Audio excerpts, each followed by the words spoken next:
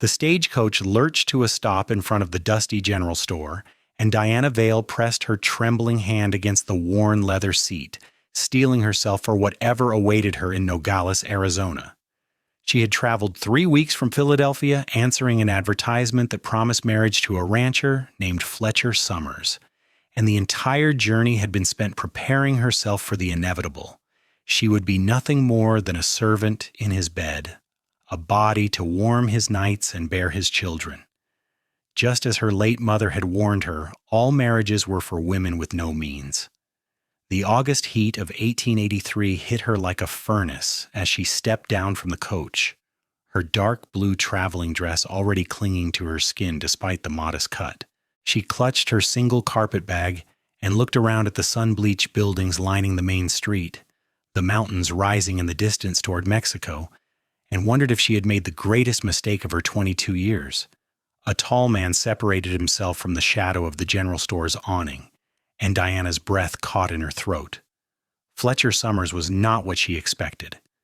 The advertisement had said he was 30 years old and owned a cattle ranch, but it had not mentioned the way his broad shoulders filled out his work shirt, or how his sun-bronzed face held an unexpected gentleness despite the hard line of his jaw. He removed his hat as he approached, revealing dark hair that fell across his forehead, and his green eyes met hers with something that looked almost like nervousness. "Miss Vale?" His voice was deep and rough, like gravel smoothed by river water. "I'm Fletcher Sommers." "Yes." Diana forced herself to stand straighter, to meet his gaze without flinching. If this was to be her life, she would face it with whatever dignity she could muster. "I received your letters." Fletcher nodded, turning his hat in his hands in a gesture that seemed oddly boyish for such a large man. "I hope the journey wasn't too difficult. I know it's a long way from Pennsylvania." "It was tolerable." Diana looked past him at the town, at the handful of people going about their business in the afternoon heat. A Mexican woman carried a basket of peppers toward the market. 2 cowboys leaned against a hitching post watching the exchange with casual interest. Everything felt foreign and strange, so far removed from the cobblestone streets and brick buildings of her childhood. "Your letters mentioned a ranch outside of town?" "Yes, about 5 miles north. I have the wagon ready." Fletcher gestured toward a sturdy wagon hitched to 2 horses. He reached for her carpet bag, and Diana instinctively pulled it closer. She saw something flicker across his face, something that might have been understanding, before he stepped back and simply indicated the wagon again. "Whenever you're ready." The ride to the ranch passed in an uncomfortable silence. Diana sat as far from Fletcher as the wagon seat allowed, her hands folded tightly in her lap, watching the landscape change from the clustered buildings of Nogales to rolling grassland dotted with cattle and mesquite trees.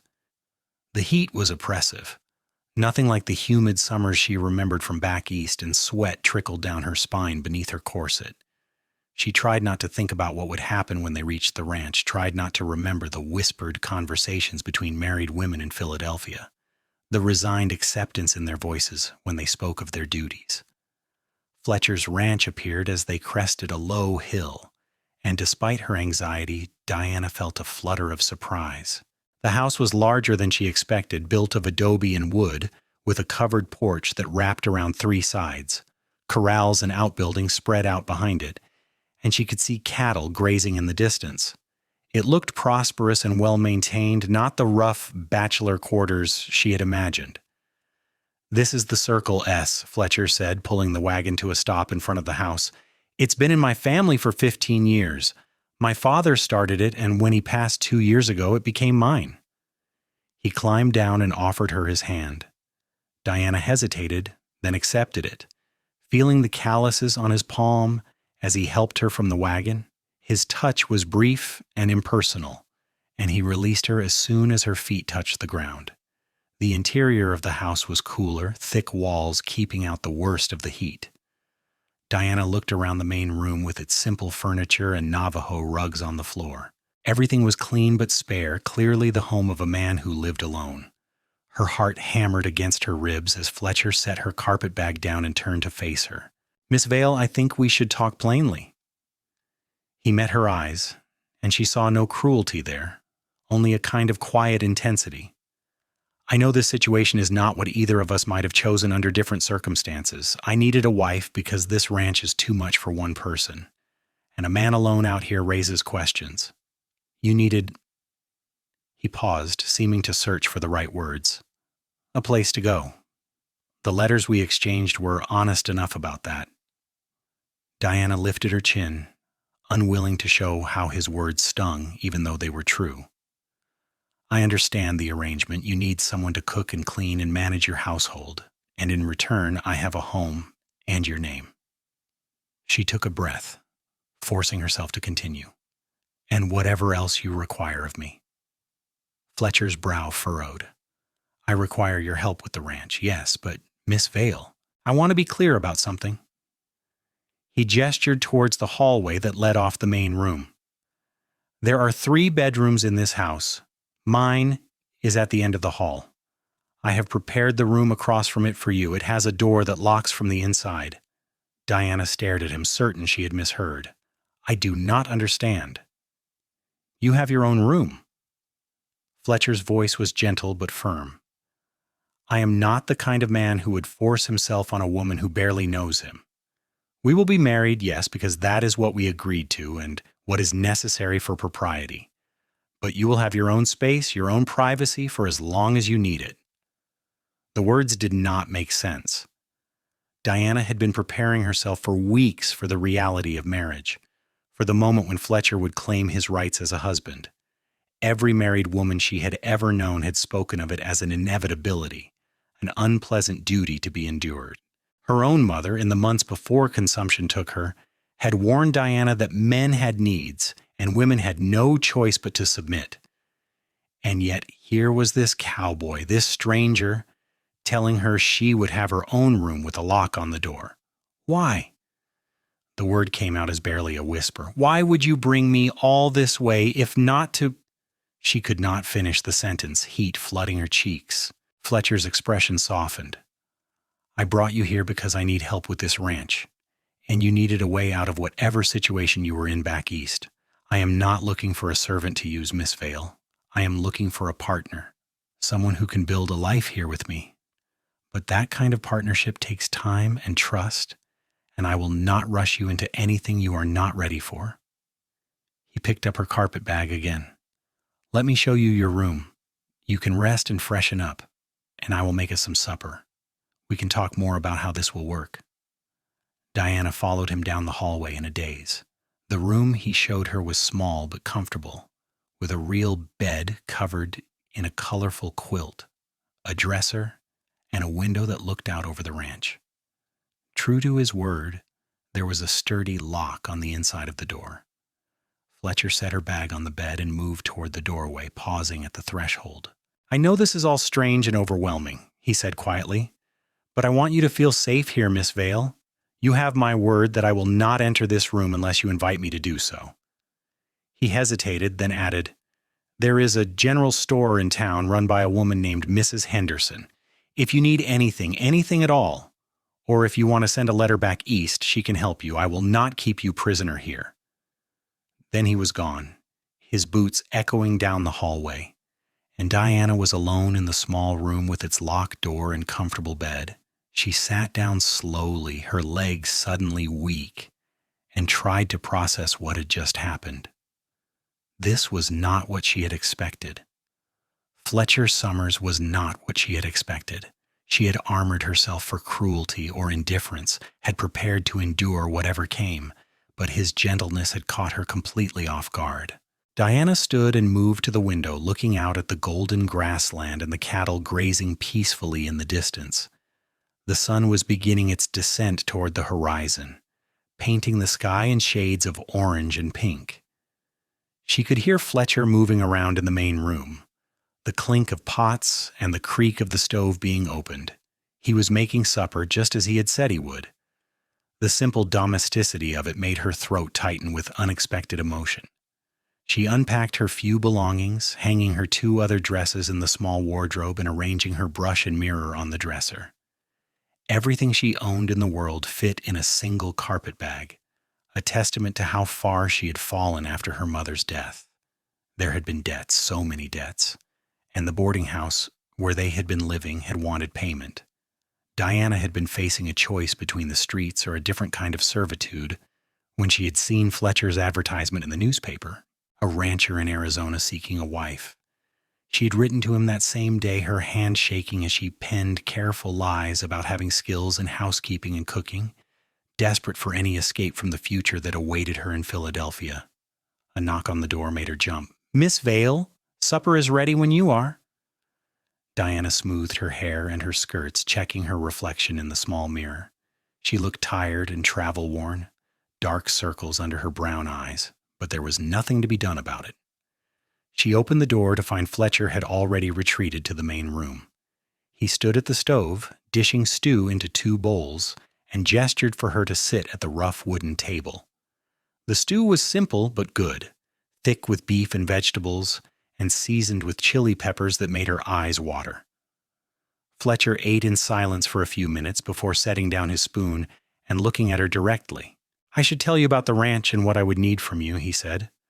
"I have about 200 head of cattle and 10 horses. There is a Mexican family, the Rodriguezes, who help with the cattle drives and heavy work. Miguel Rodriguez is my foreman, and his wife Rosa comes to help with the washing and the garden sometimes. But the day-to-day running of the house, the cooking, the bookkeeping, keeping track of supplies, that has all fallen to me, and I am not very good at it." Diana nodded slowly. "I can do those things." She hesitated, then added honestly, "Though I should tell you that my cooking skills are not as extensive as I perhaps implied in my letters. My mother and I lived in a boarding house. I know how to make basic meals, but nothing fancy." Fletcher's lips quirked in what might have been the beginning of a smile. "Out here, basic meals are all anyone expects. If you can make beans and cornbread, you're ahead of most cowboys." He paused, then continued. "Then, we will need to go into town tomorrow and get you married properly. The priest, Father Miguel, can perform the ceremony. I know that is probably frightening, but I want to be clear that the legal marriage will not change what I told you earlier. You will still have your own room, your own privacy. This is about making sure you are protected, that you have legal rights to this property and anything I own. If something were to happen to me, I want to make sure you are not left destitute." The thoughtfulness of it struck Diana hard. She had expected to be married, of course, but she had not expected her husband to think about her welfare beyond his immediate needs. "That is very considerate of you. It is only right." Fletcher stood and began clearing the dishes. "You must be exhausted from your journey. Please feel free to retire whenever you wish. I usually rise before dawn to tend to the animals, but there is no need for you to wake so early. Take whatever time you need to adjust." Diana helped him wash the dishes, working in a silence that was almost comfortable. Her hands trembled slightly as she dried the tin plates, still waiting for the other shoe to drop, for Fletcher to reveal his true intentions. But he simply thanked her when they finished, wished her a good night, and retreated to his own room at the end of the hall. She heard his door close with a soft click, and then the house fell into quiet. In her room, Diana changed into her nightgown and lay beneath the quilt, staring at the ceiling. The sounds of the ranch filtered through the window. Cattle lowing in the distance, the chirp of crickets, the rustle of wind through grass. It was so different from the city sounds she was accustomed to, the rattle of carriages and the voices of people crowded together. Here there was space and silence, and a vastness that felt both frightening and strangely liberating. She thought about Fletcher's words, about having her own room and her own privacy. It went against everything she had been taught about marriage, about a woman's place and a man's rights. But as she drifted towards sleep, Diana found herself thinking not about what Fletcher might demand of her, but about the gentleness in his green eyes and the careful way he had given her the choice to trust him. The next morning, Diana woke to the sound of a rooster crowing and pale sunlight filtering through her window. She dressed quickly in her best dress, a gray cotton with black trim that was suitable for a wedding, even if it was not exactly festive. When she emerged from her room, she found Fletcher already working outside and a pot of coffee warming on the stove, along with a covered plate of eggs and tortillas. A note beside the plate read, "Help yourself to breakfast. We will leave for town around 8 o'clock." Diana ate slowly, looking around the kitchen area with a more critical eye than she had the previous evening. The shelves were organized but sparse, and she could see that Fletcher had been telling the truth about his poor housekeeping. There were dishes that needed washing, surfaces that needed wiping, and the whole place had the slightly neglected air of a house without a woman's touch. She set to work cleaning, needing something to do with her nervous energy, and by the time Fletcher came back inside to wash up for the trip to town, the kitchen was gleaming. He stopped in the doorway, blinking at the transformation. "You did not have to do all this." "I needed to keep busy." Diana wiped her hands on a dish towel. "And you said you needed help with the house. I might as well start now." Fletcher nodded, something warm in his expression. "Thank you. I appreciate it." He disappeared to change into clean clothes, emerging in dark trousers and a white shirt that made his tanned skin look even darker. He had shaved, and Diana caught herself noticing the strong line of his jaw before quickly looking away. The ride into Nogales was quiet, both of them lost in their own thoughts. Diana's hands twisted in her lap, anxiety building with each turn of the wagon wheels. She was about to marry a man she barely knew, bind herself to him legally in a way that would be nearly impossible to undo. If Fletcher turned out to be different from the gentle person he had shown her so far, she would have no recourse, no escape. Women had no rights in marriage, no matter what pretty words were spoken beforehand. As if sensing her thoughts, Fletcher spoke. "Miss Vale, I want you to know that after we are married, I will set up an account for you at the bank in town. You will have access to your own money, enough to purchase a train ticket back east if you ever decide you want to leave. I will not trap you here." Diana turned to stare at him. "You would let me leave? After going to all this trouble to bring me here?" "If you were that unhappy, yes." Fletcher kept his eyes on the road ahead. "I will not force you to stay somewhere you do not want to be. I am hoping that you will want to stay, that we can build something good here together. But you will always have a choice." No one had ever given Diana a choice before. Her entire life had been shaped by circumstances beyond her control: her father's death when she was 12, her mother's illness, the debts that piled up like snow in winter. Coming west had been the only option available to her, and she had taken it expecting to trade one form of captivity for another. But Fletcher was offering her something different, something she had not dared to hope for. "Why are you being so kind to me?" The question burst out before she could stop it. "You do not know me. I could be anyone. I could be a terrible person." Fletcher was quiet for a long moment. "My mother died when I was 15, he finally said, "and I watched my father shut down completely. He never remarried, never even looked at another woman. This ranch consumed him, and he worked himself into an early grave. Before he died, he told me not to make the same mistake, not to let loneliness turn me hard. He said if I ever found someone to share this life with, I should treat her with respect and kindness, because this land is harsh enough without adding cruelty to it." He glanced at her briefly before returning his attention to the horses. "And as for you being a terrible person, I doubt that. Terrible people do not usually look so afraid. They look confident, entitled. You look like someone who has been hurt, and I have no interest in hurting you further." Diana blinked back the sudden sting of tears. She had not cried since the day her mother died, had not allowed herself that weakness, but Fletcher's words threatened to crack the armor she had built around herself. She turned her face away, looking at the passing landscape until she could trust herself to speak again. The church in Nogales was a simple adobe structure with a bell tower and rough wooden pews. Father Miguel was a kind-faced Mexican man in his 50s who greeted Fletcher warmly and looked at Diana with gentle curiosity. He spoke to them in accented English, asking if they understood the seriousness of the vows they were about to take. Diana answered quietly, and Fletcher's responses were steady and sure. The ceremony was brief. There were no flowers, no music, no guests except for Mrs. Henderson from the general store, who served as a witness and kept giving Diana encouraging smiles. Diana repeated the vows in a voice that barely shook, promising to honor and obey this man she had known for less than a day. Fletcher's hand was warm and steady as he slipped a simple gold band onto her finger. And when Father Miguel pronounced them husband and wife, Fletcher did not try to kiss her. He simply squeezed her hand gently and thanked the priest. They stopped at the general store afterward so Fletcher could introduce Diana properly to Mrs. Henderson, a plump woman with gray hair and shrewd blue eyes. She looked Diana over carefully, and something in her expression softened. "You look like you need a friend," Mrs. Henderson said bluntly. "I run the store here, and my husband manages the telegraph office next door.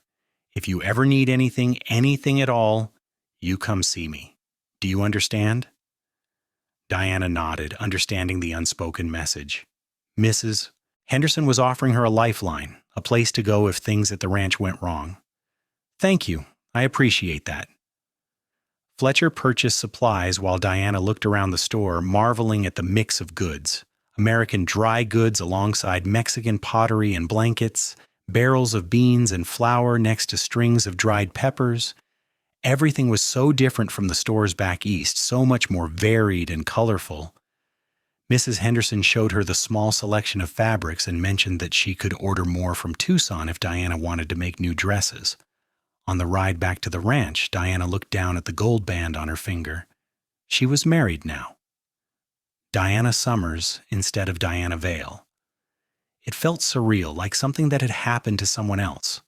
Fletcher drove the wagon with easy competence, his presence solid and calm beside her, and Diana found herself stealing glances at her new husband. He was handsome in a rough-hewn way, all strong features and sun-weathered skin, but it was the thoughtfulness in his eyes that kept drawing her attention. He had kept his word about everything so far. Perhaps he would continue to do so.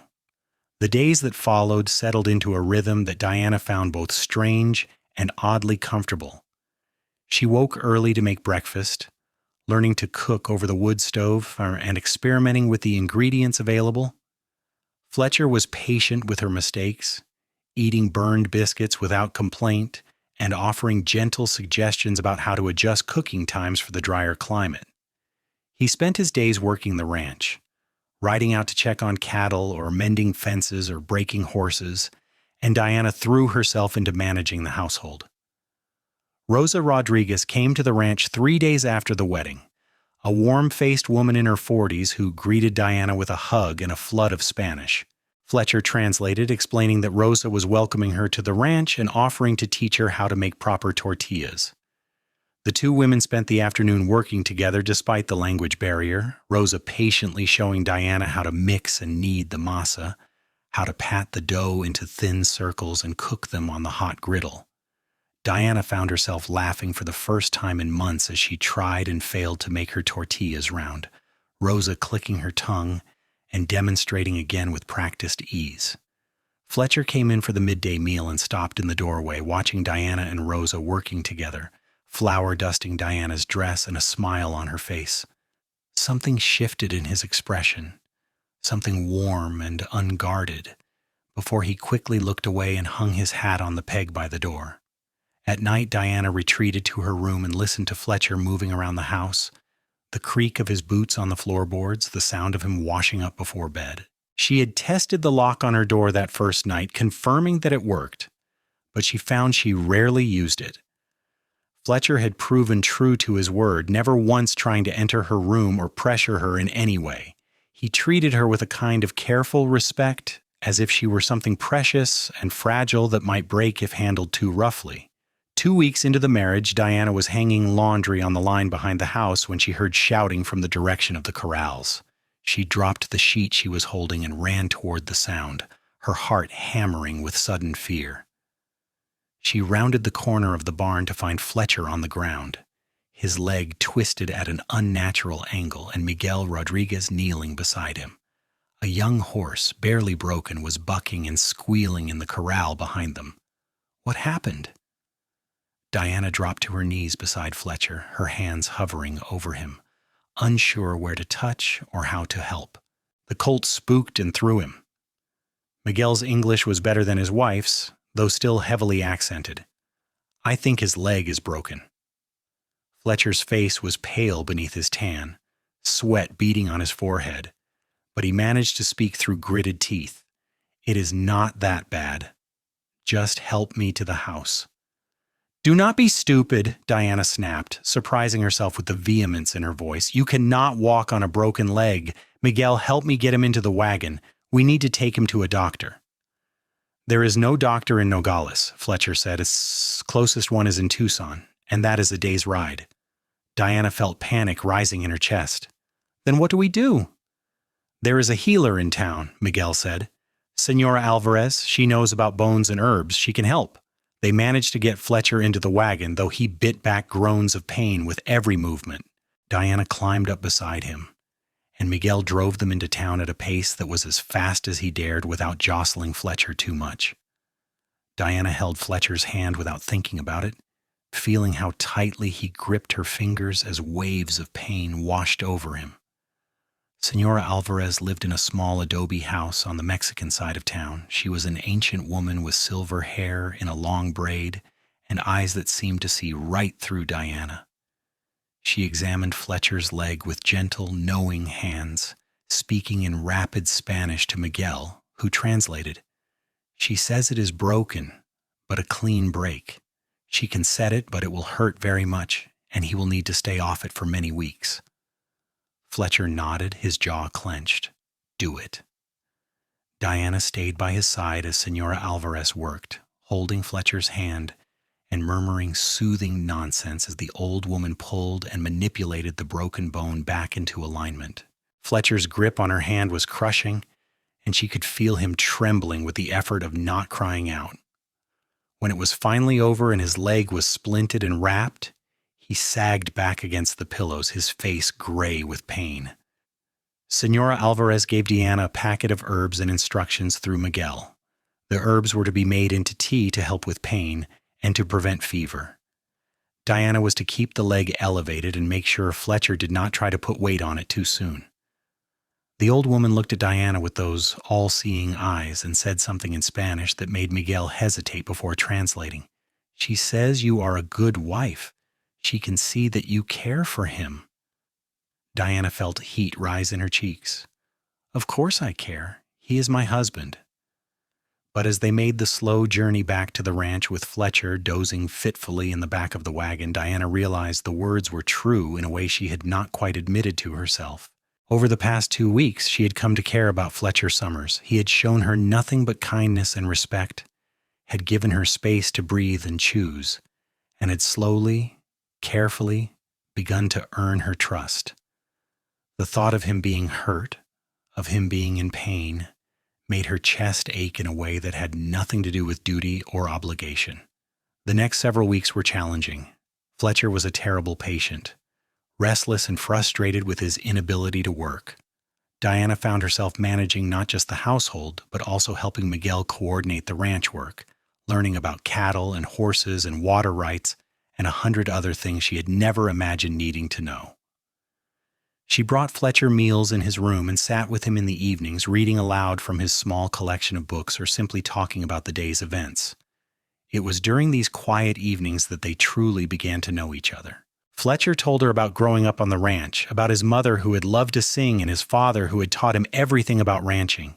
He talked about the challenges of making a living from cattle, the constant worry about drought and disease and rustlers. He asked Diana about her life in Philadelphia, and she found herself telling him things she had never told anyone. About the loneliness after her father died, about watching her mother slowly waste away from consumption, about the terror of being left alone with nothing but debts and dim prospects. "I was so afraid when I got on that train," she admitted one evening, sitting in the chair beside Fletcher's bed. "I did not know anything about you except what you had written in your letters. You could have been anyone." "Were you disappointed when you saw me?" Fletcher's tone was light, but Diana could hear the genuine question underneath. She considered this carefully. "No. Surprised, perhaps. You were younger and kinder than I expected. I thought you would be harder, more demanding." She met his eyes. "I thought you would be like the men my mother warned me about." "And now? What do you think now?" Diana looked at her hands, at the gold ring on her finger. I think you're a good man, Fletcher Sommers. I think I am very lucky to have answered your advertisement. When she looked up, Fletcher was watching her with an intensity that made her breath catch. I am the lucky one, Diana. It was the first time he had used her given name, and the sound of it in his deep voice sent warmth curling through her chest. You have been far more than I could have hoped for, not just with the housekeeping and the ranch, but as a person. You are brave and smart and resilient, and I am grateful every day that you chose to come here. The air between them felt charged with something Diana did not quite know how to name. She stood quickly, smoothing her skirts. You should rest. The leg will not heal if you do not sleep enough. But as she left the room, she could feel Fletcher's eyes following her, and her heart was beating much too fast. Fletcher's leg healed slowly over the following weeks. As he became more mobile with the help of crutches, he began spending more time in the main room of the house, sitting at the table to help Diana with the bookkeeping, or simply keeping her company as she cooked. They fell into an easy companionship, their conversations ranging from practical matters to dreams and philosophies. Diana learned that Fletcher wanted to expand the ranch, to build it into something that would last for generations. Fletcher learned that Diana had always wanted to see the ocean, to stand at the edge of the vast Pacific and feel truly small. Maybe someday we can go to California, Keen, Fletcher said one afternoon. When the ranch is more established, San Diego's not so far from here. The casual "we" in his statement made Diana's heart skip. He was thinking of a future that included her, a real future beyond the practical arrangement they had agreed to. She looked at him, at the way the afternoon light caught in his dark hair, at the strength in his hands even as he sat still healing, and felt something shift inside her. This was not just gratitude or friendship, this was something deeper, something that both thrilled and terrified her. That night, Diana stood at her bedroom window, unable to sleep. The ranch was bathed in moonlight, silvery and beautiful, and she could hear the distant yip of coyotes in the hills. She thought about the room she stood in, about the lock on the door that she had not used in weeks, about the fact that Fletcher had kept every promise he had made to her. He had given her space and time and respect, asking nothing in return but her help with the ranch and her companionship. But Diana was beginning to want more than her own room and careful distance. She was beginning to want the warmth she saw in Fletcher's eyes when he looked at her. She was beginning to want the partnership he had spoken of, not just in practical terms, but in every sense of the word. The realization kept her awake long into the night, her mind spinning with possibilities and fears. She had armored herself so carefully against being hurt, against being used, but Fletcher had somehow slipped past every defense without ever forcing a single door. He had simply been patient and kind and honest, and that combination had undone her more thoroughly than any demand or command ever could have. 2 days later, Fletcher took his first steps without crutches. Diana hovered nearby, ready to catch him if he fell, but he made it across the room with only a slight limp. The joy on his face was infectious, and Diana found herself laughing as he did an awkward little jig to celebrate. I can finally get back to real work, he said, grinning at her. Miguel has been patient, but I know there are things that need my attention. Just do not overdo it, Diana cautioned. Senora Alvarez said the bone was healed but still weak. You need to build your strength back gradually. Fletcher's expression softened. You have taken good care of me, Diana. I do not know what I would have done without you these past weeks. You would have managed. You are stubborn enough. But Diana's tone was fond rather than critical. Fletcher took a step closer to her, and Diana's breath caught. They were standing in the middle of the kitchen, flour dust motes dancing in the afternoon sunlight, and Fletcher was looking at her with such warmth that she felt it down to her bones. Diana, I want to ask you something, and I want you to feel completely free to say no. His voice was low and serious. May I kiss you? The question was so unexpected, so respectful, that Diana almost laughed. They were married, legally bound, and yet Fletcher was asking permission as if they were courting. But that was exactly what they had been doing, she realized. For the past 2 months, they had been courting each other within the safety of their unusual arrangement, learning each other's hearts before sharing anything else. "Yes," Diana whispered. "Yes, you may." Fletcher's hand came up to cup her cheek, his touch gentle and warm.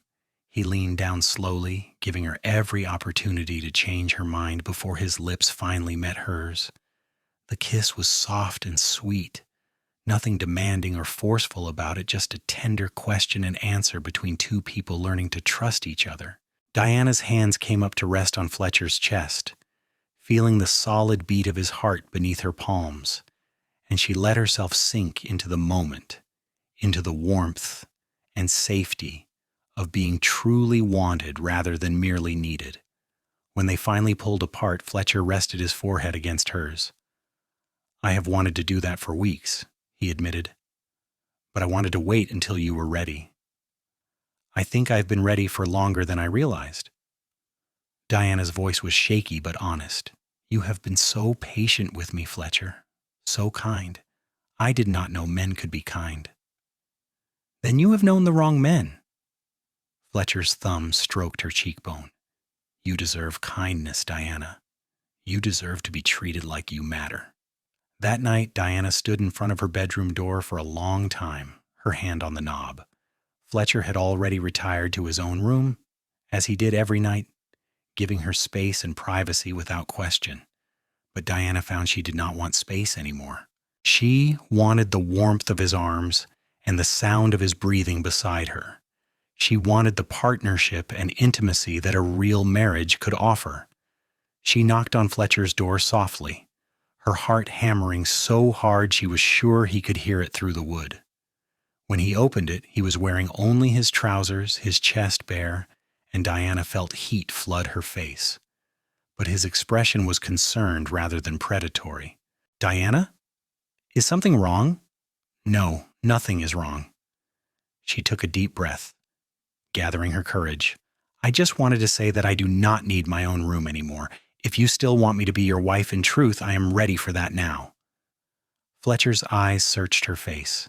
"Are you certain? There is no rush. I told you, we can take as much time as you need." "I am certain." Diana reached out and took his hand, lacing their fingers together. "You have shown me what it means to be respected and valued. I trust you, Fletcher, and I want to be a real wife to you." The smile that spread across Fletcher's face was like sunrise, warm and bright and full of joy. He pulled her gently into his room, into his arms, and kissed her with more passion than before, but still with infinite tenderness. That night, Diana learned that marriage did not have to be about duty or endurance. With the right person, with someone who truly cared for you, it could be about pleasure and connection and a joining that left you feeling more whole rather than less. The months that followed were the happiest Diana had ever known. She and Fletcher worked side by side on the ranch, building not just a business, but a real partnership. Diana learned to ride, becoming confident enough to help with moving cattle between pastures. She made friends with Rosa Rodriguez and Senora Alvarez, learning Spanish bit by bit and absorbing the culture of the Mexican families who made up much of Nogales' population. She and Fletcher attended church on Sundays and social gatherings in town, and people began to speak of them as a true couple, noting the way they looked at each other and the easy affection between them. The ranch prospered under their combined efforts. Diana's careful bookkeeping helped Fletcher see where money was being wasted, and her ideas about diversifying their income led to them starting a small kitchen garden that produced vegetables they could sell in town. Fletcher's hard work and knowledge of ranching kept the cattle healthy and productive. They talked about everything from practical decisions about the ranch to their hopes for the future. And Diana marveled at how different this was from what she had expected marriage to be. One evening in early spring, nearly a year after Diana had first arrived in Nogales, she stood on the porch watching the sunset paint the sky in shades of gold and crimson.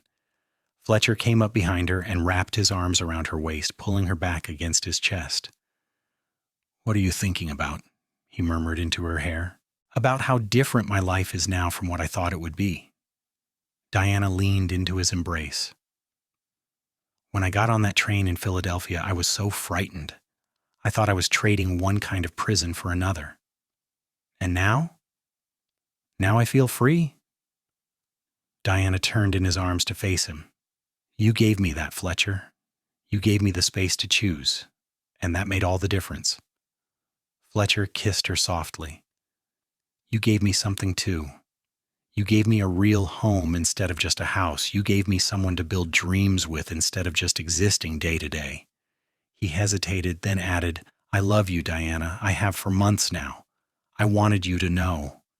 Diana's eyes filled with tears, but they were happy tears. I love you too.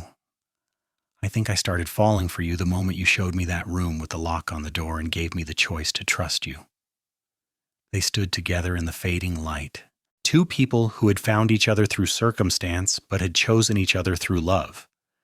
The wild beauty of the Arizona landscape stretched out around them, and for the first time in her life, Diana felt like she was exactly where she belonged. The following year brought changes to the Circle S ranch.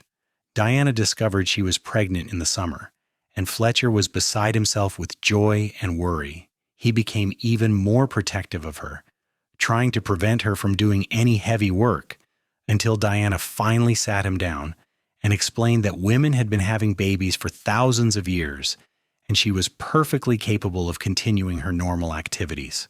But what if something happens? Fletcher's face was creased with concern. I could not bear it if I lost you. Diana took his hands in hers. You are not going to lose me. I am strong and healthy, and Senora Alvarez has already agreed to be here for the birth. Everything will be fine. How can you be so calm?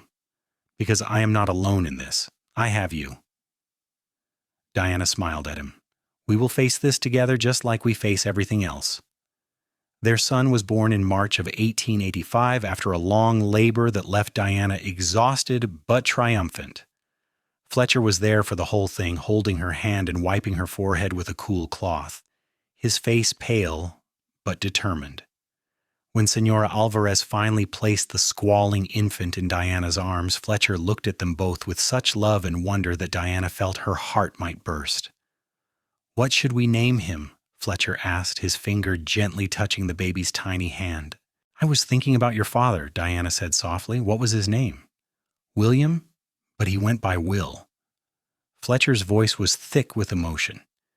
You would name our son after him? He built this ranch. He raised you to be the good man you are. I think that deserves to be honored. Diana looked down at the small face of her son, at the dark hair so like his father's. William Fletcher Sommers, Will for short. Fletcher kissed her forehead, then the baby's. Thank you.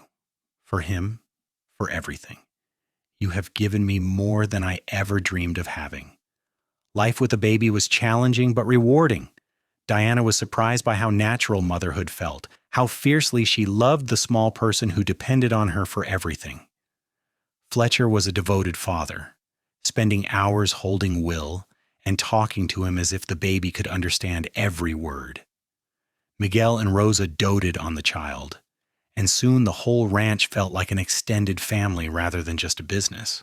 On Will's first birthday, Fletcher and Diana threw a party that half of Nogales attended.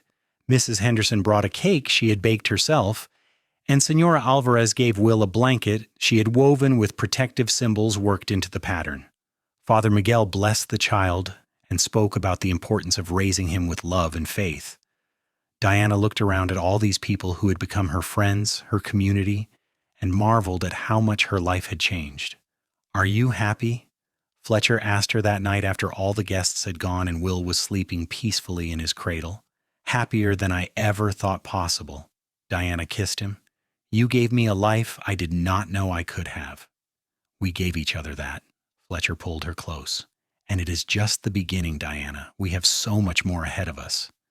The years passed in a rhythm of seasons and growth. The Circle S Ranch continued to prosper, becoming one of the most successful in the region. Diana became known as a savvy businesswoman in her own right. Her careful management of finances and her ideas for expansion earning respect from the other ranchers. Fletcher remained the steady, kind man she had fallen in love with. though time and hard work added lines to his face and gray to his hair. They had 2 more children over the years, a daughter named Carolyn born in 1887 and another son named Thomas in 1890. The house rang with laughter and noise, with children running through the halls and playing in the yard. Diana taught all 3 children to read and write, and Fletcher taught them to ride and to understand the land. They grew up knowing they were loved unconditionally, that their parents were partners who respected each other, and they absorbed those lessons in ways that would shape them for life. On their 10th wedding anniversary, Fletcher took Diana into Tucson for a weekend, leaving the children in Rose's capable care. He had saved money for years to give her this gift, and they spent 2 days staying in a real hotel, eating in restaurants and simply being together without the demands of ranch and children. On the last evening, as they walked through the town square in the warm September dusk, Diana squeezed Fletcher's hand. "Do you remember the first day I arrived?" she asked. "How terrified I was? I remember thinking you looked like you were headed for the gallows instead of a wedding." Fletcher smiled at the memory. "I wanted so badly to make you feel safe, but I did not know how." "You did exactly the right thing. You gave me that room with the lock, and you gave me time." Diana stopped walking and turned to face him. "You taught me that I could trust again, that not all men would hurt me. You gave me my life back, Fletcher." "You did the same for me." Fletcher cupped her face in his hands, thumbs stroking her cheeks in the familiar gesture that still made her heart flutter. "I was so lonely before you came. I did not even realize how lonely until suddenly the house was full of your presence. You turned a building into a home, Diana. You gave me a family and a future." They kissed there in the square as the stars began to emerge overhead. 2 people who had found each other through a simple advertisement in a newspaper and had built something extraordinary from that tentative beginning. Around them, life in Tucson continued, but for that moment, they were the only 2 people in the world. The children grew and the ranch expanded. Will proved to have his father's talent for working with horses and cattle, while Caroline showed her mother's head for numbers and planning. Thomas was the dreamer of the family, always reading or drawing, and Diana and Fletcher supported all 3 in following their individual paths. They taught their children about respect and kindness, about the importance of giving people choices, and treating everyone with dignity regardless of their background. As Diana moved through her 40s, she sometimes thought back to that frightened 22-year-old girl who had stepped off the stagecoach in Nogales, expecting nothing but servitude and duty. That girl could never have imagined the life that awaited her. A true partnership with a good man, children who were healthy and happy, a ranch that had become not just a business, but a real home, and a community that accepted her as one of their own. There were hard times, of course, years of drought that tested their resources and their resilience, a bout of disease that swept through the cattle in 1892 and nearly bankrupted them. The time Caroline fell from her horse and broke her arm, sending Diana into a panic that reminded her how fragile life could be. But through all of it, Diana and Fletcher faced the challenges together, their partnership strong enough to weather any storm. In 1895, when Will was 10 and beginning to take on real responsibilities around the ranch, Fletcher and Diana took him with them to visit the Rodriguez's ranch to look at a horse Miguel was selling. On the way back, riding through the golden afternoon with their son between them, Fletcher reached across and took Diana's hand. "I have been thinking," he said quietly, "about adding on to the house. The children are getting older and need more space, and I thought maybe we could finally build that library you have always wanted." Diana's eyes widened. She had mentioned once, years ago, how much she missed having access to books like she had in Philadelphia. The fact that Fletcher had remembered that he wanted to give her this gift made her throat tighten with emotion. That would be wonderful, but only if we can afford it without stressing the ranch. "We can afford it," Fletcher squeezed her hand. "The ranch is doing well, Diana. We have built something solid here. We can afford to make our home even better." The library was built over the following year, a beautiful room with floor-to-ceiling shelves and a large window that looked out over the ranch. Diana filled it with books ordered from Tucson and Santa Fe and even back east, creating a collection that ranged from practical volumes on ranching and agriculture to novels and poetry and history. It became her sanctuary, the place she retreated to when she needed quiet, and it also became the heart of the children's education. But the library was also Fletcher's gift to her, a physical manifestation of how much he valued her mind and her interests. He had furnished it with a comfortable reading chair and a desk where she could work on the ranch accounts or write letters to the few people she had stayed in contact with back east. Every detail had been chosen with her in mind, and Diana was reminded once again of how lucky she was to have married a man who truly saw her as a partner and equal. As their 20th anniversary approached in 1903, Fletcher began planning something special. He was secretive about it, disappearing into town on errands he would not explain, and Diana played along, enjoying his excitement. When the day finally arrived, he presented her with train tickets to San Diego. "You said once that you wanted to see the ocean," Fletcher said, his eyes shining with pleasure at her obvious surprise. "The children are old enough to help Miguel run the ranch for a few weeks. It is time we took that trip to California."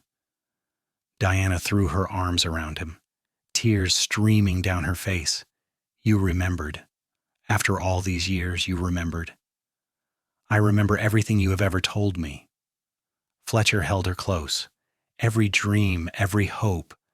You are the most important person in my life, Diana. I never want you to forget that." The trip to California was everything Diana had hoped for and more. They took the train west through desert and mountains, staying in hotels in small towns along the way, and finally arrived in San Diego on a clear spring morning. When Diana saw the Pacific Ocean for the first time, vast and blue and stretching to the horizon, she burst into tears. Fletcher stood beside her on the beach, his arm around her waist, as waves crashed against the shore.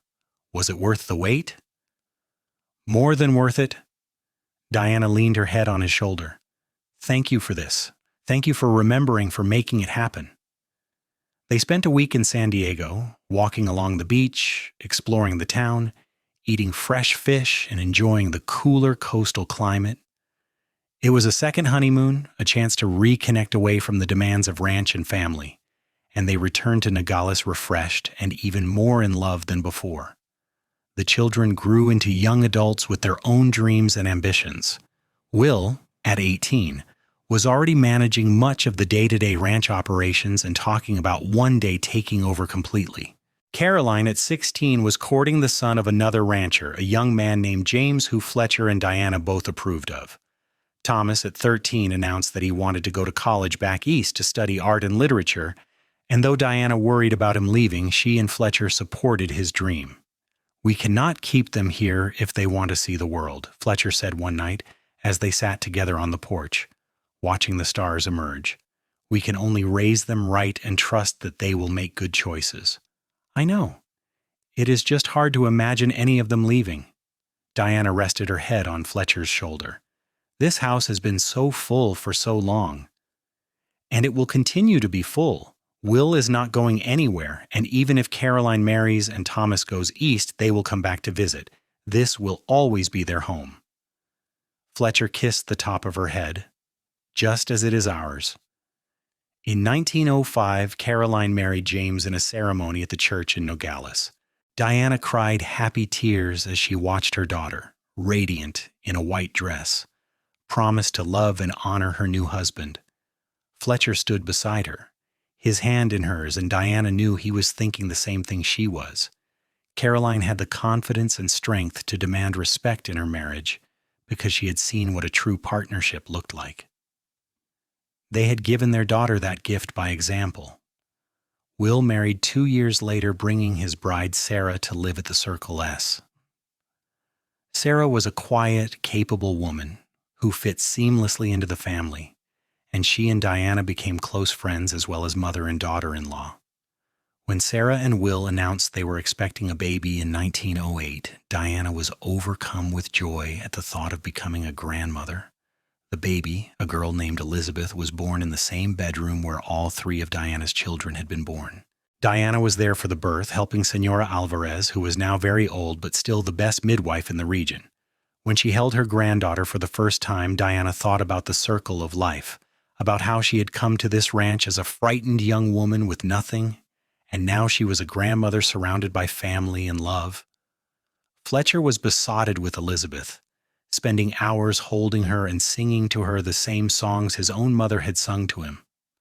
Diana watched him with their granddaughter and fell in love with him all over again, this man who had shown her what goodness looked like, who had given her not just a home, but a life beyond anything she had dared to dream. As Diana moved into her 50s, her hair threading with silver and lines appearing around her eyes, she sometimes stood in the library and looked at the books on the shelves, at the ranch records that showed 2 decades of growth and success, and marveled at the journey her life had taken. From a desperate girl fleeing poverty in Philadelphia to a woman who was respected throughout the territory, a successful rancher and businesswoman and mother and grandmother, she had become someone she would have been proud to know. But the greatest transformation had not been in her circumstances. It had been in her heart. Fletcher had taught her to trust again, to believe that she was worthy of respect and kindness and love.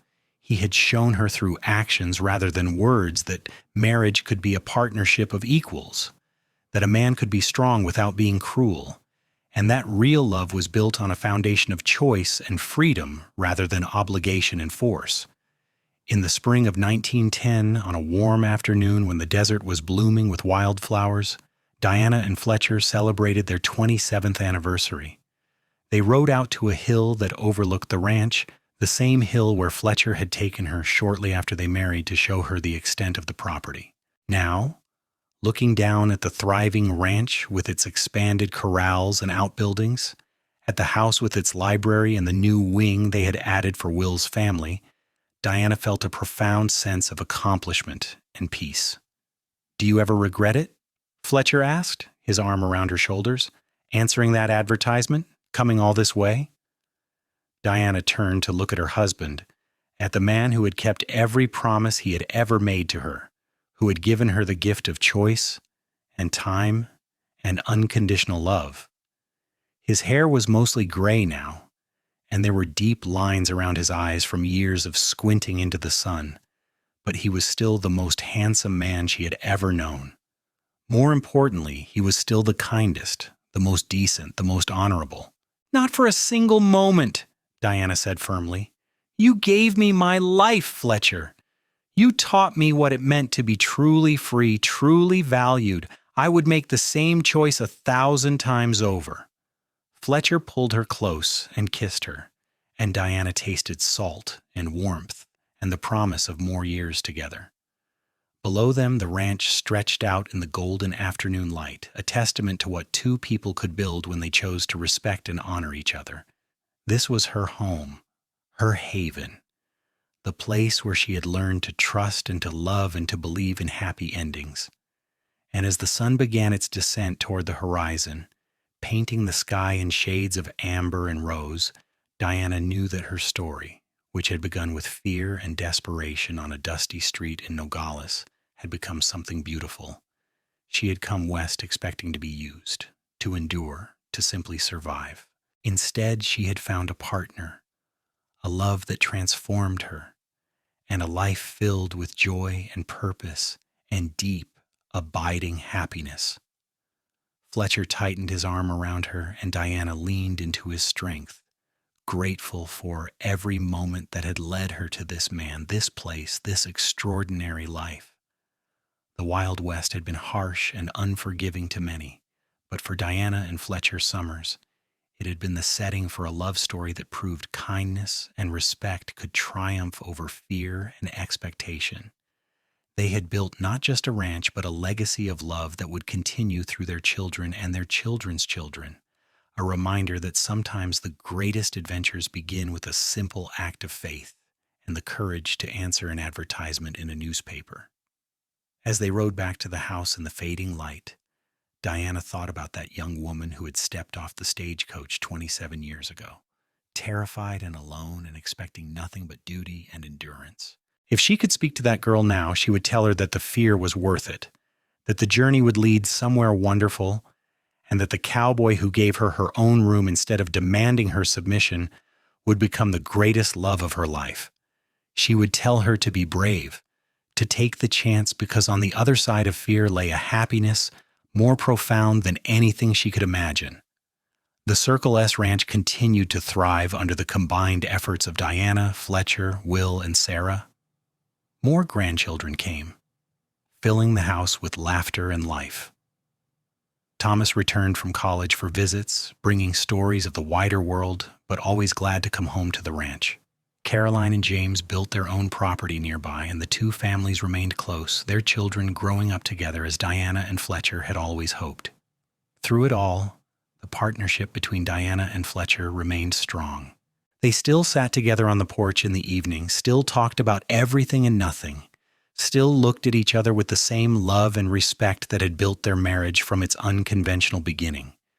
They had proven that love did not have to start with passion or romance, that it could grow from kindness and patience and the simple gift of allowing someone to choose. And when Diana was very old, sitting in her library surrounded by books and memories, she would look at the gold band that had never left her finger and remember the day Fletcher Sommers had given her a room with a lock on the door. That gesture, that gift of autonomy and respect, had been the foundation of everything good that followed. It had been the moment she began to hope, to believe that maybe, just maybe, her life could be different from what she had expected. She had come west as a mail-order bride expecting to be used. Instead, she had been honored, cherished, and loved. And in learning to trust Fletcher, she had found not just a husband but a true partner, a best friend, and the great love of her life. Their story was proof that even in the harsh landscape of the Wild West, even in an era when women had few choices and fewer rights, it was possible to build something beautiful based on mutual respect and genuine care. As the sun set over the Arizona desert, painting the land in shades of gold and crimson, Diana knew that she had been blessed beyond measure.